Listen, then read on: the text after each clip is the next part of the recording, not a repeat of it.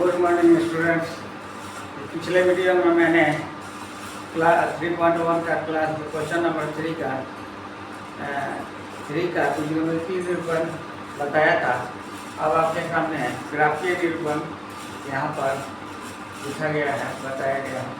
समीकरण आपका ये है, दोनों पहला समीकरण से वे दो मान रखे हैं, निकाले हैं। एक का मान सुविधा के लिए आप 0, 10, 20, 5, 10 कुछ भी माइनस प्लस कुछ भी मान रख सकते हैं। तो यहाँ आसानी से करने के लिए हमने 40 रखा है। 40 रखेंगे तो 40 × 80 प्लस वाई बराबर 160, वाई बराबर 160 है माइनस 80 बराबर यहाँ जगह आपका 80। तो ये 40 80 हो गया।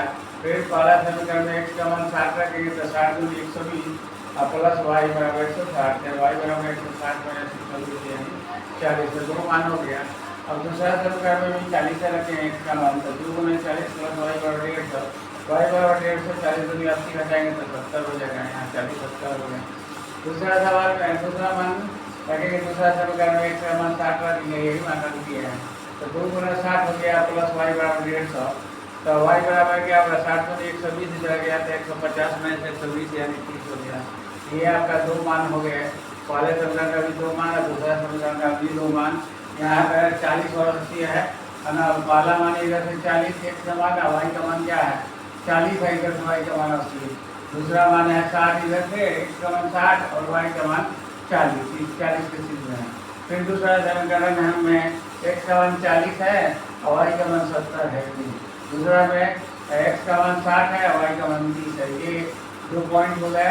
पहला समीकरण के ये 2 पॉइंट हो गए और दूसरा समीकरण का ये 2 पॉइंट हो गए। पहला समीकरण का यहाँ लिखिए, दूसरा समीकरण का ये है, ये लिखिए। ठीक है।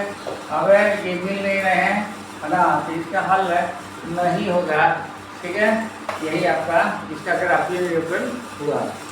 अब एक बार फिर आपसे रिक्वेस्ट है कि मेरे वीडियो को देखें, समय दें, समझे, अगर कमेंट करें अगर समझ में नहीं आए, और मेरे चैनल MSc क्लासेस को सब्सक्राइब करें और मेरे वीडियो को शेयर करें और लाइक करें। थैंक्स।